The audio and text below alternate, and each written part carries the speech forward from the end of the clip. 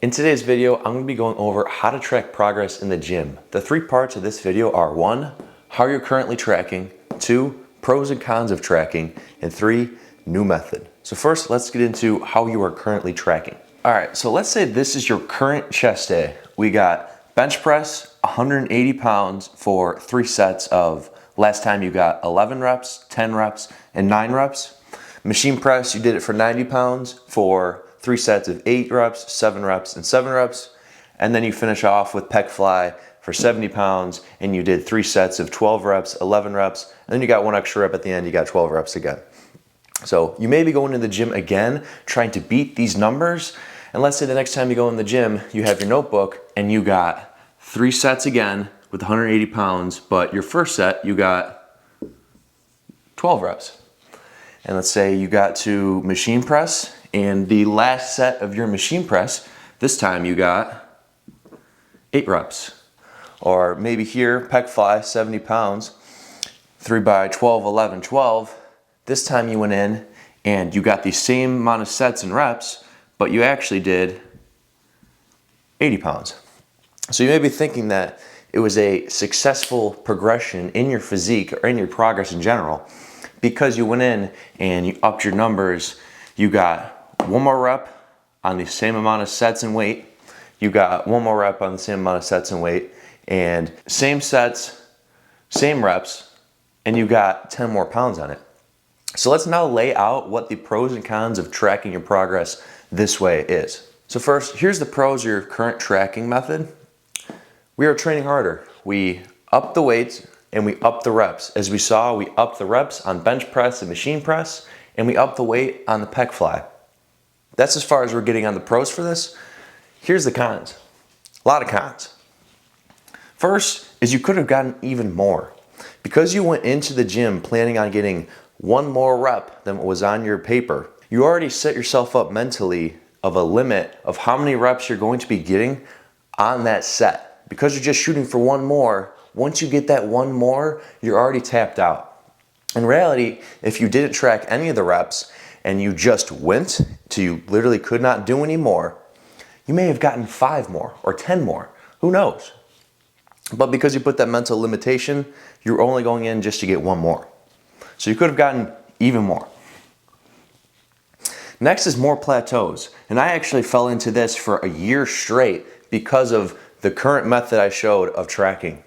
I'll go into the gym planning on getting either another rep on each of my sets, or I'd plan to up it 5 pounds and the same amount of reps. Yes, it worked for a little while. 1 week I went in, went up in weight, another week, went up in reps, up in weight, up in reps, and then it stalled. And I wasn't sure why it stalled. I thought I plateaued. And I thought, oh, maybe if I switch the order of starting, instead of with bench press, I start with machine press, and maybe that'll break the plateau.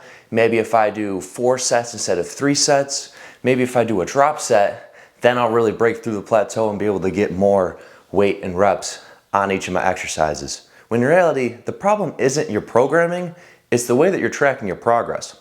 That's when plateaus start, is when you completely track your progress solely on the paper you had going in and planning on getting more reps or more weight.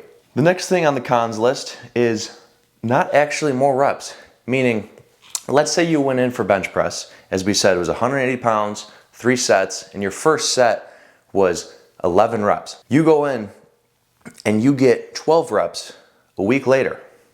Now, sure, yes, you got 1 more rep, but a week ago, you did 11 reps controlling it for like 3 seconds on the way down. Now, because you were pushing for 1 more rep, 12 reps, you did 12, dropping the bar on your chest and not actually getting even nearly as long of a set or as quality of a set because you were chasing that 1 more rep. So sure, you got 1 more, but was it really 1 more? Or did you just throw the weight around to be able to check the box of getting 12 instead of 11? So the last one, it misses the bigger picture.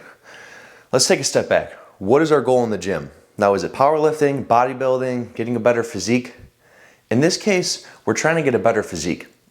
If you're doing powerlifting, you're gonna wanna use the new method I show as well as track. So you gotta do everything. But if your main goal is to get a better physique, just tracking your progress on the weights and reps That's not a direct one-to-one of getting a better physique. There is a lot of people that can push a lot of weight and not look great. And there's a lot of people that can push a lot of weight and don't look like they can push a lot of weight. So it depends on what your goal is. So those are the pros and cons of the current way of tracking progress. Let's now go into the new method. So here's the new method of tracking your progress. We got a lot more ways to be able to know we're progressing instead of plateauing. So we got weekly weight, mirror test, 7 hours, and full effort. So I'm gonna break down each one of these right now. So first on the list, weekly weight. We're gonna wanna track our weekly weight. So we first wanna know how many calories are we burning. Let's say we're burning 3,000 in a day. And then we want to eat in a surplus, so we're progressing in a gaining phase. Let's just use a gaining phase for example, a bulk gaining weight. We're gonna be eating 3,500 calories, so we are progressing. That's a 500 calorie surplus. All depends on your situation. We want to be in a surplus. Next, we're going to want to track our weight in the morning. Why in the morning? Because we want the most consistent baseline of what our weight is. If you work out and you chug 2 gallons of water and weigh yourself after your workout, we're not going to have some consistent data to actually know if we're progressing or if we just drank a ton of water or ate a bunch of food. So when you wake up, use the bathroom, track your weight in the morning, and a week later, track your weight again. So let's say your past week was 170 pounds in the morning, and then the next week, the same day, you are 171 pounds. That is our first box to check for progression. We know we are going up in body weight. So the second method of tracking we're gonna use is the mirror test. What I want you to do is when you take that check-in in the morning, I want you to take a picture of yourself, save it in your camera roll, because we're gonna be doing this every week the same time you weigh in yourself. So week 1, here's your photo. Week 2, here's your photo. And you're gonna compare yourself from week 2 to week 1. Now in 1 week, you're probably not gonna see much change. You might see a little bit, but probably not much. So we're gonna keep continuing to take photos, and over time, we can gradually see changes. Even in 4 weeks, see the little change here? You got some biceps. You can see a gradual change even in week 3 of 2-week span in your physique. You will see small changes. That's how we also want to track our progression, because our goal is a better physique. Why are we not tracking our physique? It makes perfect sense. That's a 1-to-1 correlation there. Direct correlation. Looking at your physique, getting a better physique. That's why we want to take these photos, because we can have a physical proof we are progressing, rather than on paper. We don't know if we're actually progressing with more reps. We don't know if our physique changed. Now we do. We're gonna take it in the morning. Add this as one piece to all 4 ways we are going to track our progression now. So let's move on to the third part of the method. All right, so the third part of the method is 7 hours. And I'm talking about sleep. Just sleep. Oh, if you worked out an hour before going to bed and you had a bunch of caffeine, just sleep. Oh, I need to do a cold shower and make sure my room is 65 degrees Fahrenheit, just sleep. If you get 7 hours, you're good. We don't need any fancy way of trying to get sleep to boost everything else in our physique. If we get 7 hours, the other 3 parts of the method are going to take care of the rest. We just want to make sure we're hitting this and we can check this box and move on. No need for any fancy ways of getting 7 hours of sleep. Just sleep. So the fourth part of the new method is full effort, just like we were doing before. We want to train hard regardless of rep count.